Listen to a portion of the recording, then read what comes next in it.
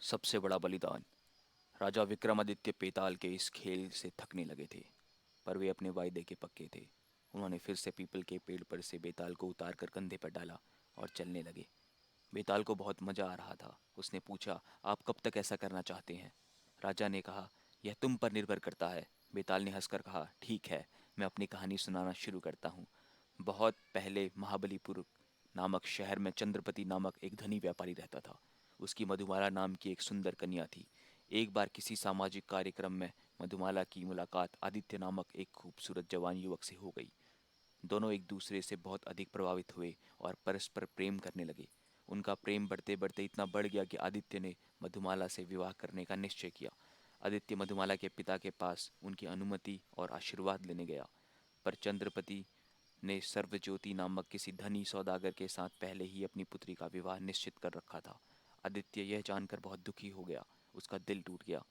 वह मधुमाला की याद में दुखी रहने लगा। एक दिन उसने मधुमाला को भूल जाने का निर्णय लिया, पर मधुमाला उसके प्रेम को भुला नहीं पा रही थी। न चाहते हुए भी उसे परिवार की खुशी के लिए सर्वज्योति से विवाह करना पड़ा। विवाह के पहले ही दिन मधुमाला ने आदित्य को एक पत्र लिखा कि वो उसके बिना नहीं रह सकती है। विवाह के तुरंत बाद वह सब छोड़कर उसके पास आ जाएगी और फिर दोनों साथ रहेंगे। विवाह की रात मधुमाला ने सर्वज्योति को सब कुछ सच सच बता दिया। सर्वज्योति ने उसे कोई ज़बरदस्ती न करते हुए उसे आज़ाद कर दिया। मधुमाला विवाह के जोड़े में आभूषण से लदी आदित्य के पास चल दी। रास्ते में उसे एक चोर मिला जो सारे आभूषण लेना चाहता था। मधुमाला ने आग्रह किया, मैं अपने प्रेमी के पास जाने की जल्दी है। उससे मिलने के बाद मैं तुम्हें सारे आभूषण दे दूंगी। चोर को विश्वास तो नहीं हुआ, फिर भी उसने मधुमाला को जाने दिया। मधुमाला ने आदित्य के घर पहुंचकर दरवाज़ा खटखटाया। आदित्य बाहर निकला और उसे देखकर अचंभित रह गया। वह नाराज होता हुआ बोला, तुम अब एक विवाहित स्त्री हो। तुम्हें अपने पति के साथ होना चाहिए था। मैं किसी दूसरे की पत्नी के साथ नहीं रह सकता। तुम वापस जाओ, यहाँ तुम्हारी कोई जगह नहीं है। यह कहकर उसने दरवाज़ा बंद कर दिया। मधुमाला बहुत रोई, पर भारी मन से उसे वापस लौटना पड़ा। रास्ते में फिर उसे वह चोर मिला। उसे देखते ही मधुमाला ने रोते रोते अपने आभूषण उतारने शुरू कर दिए।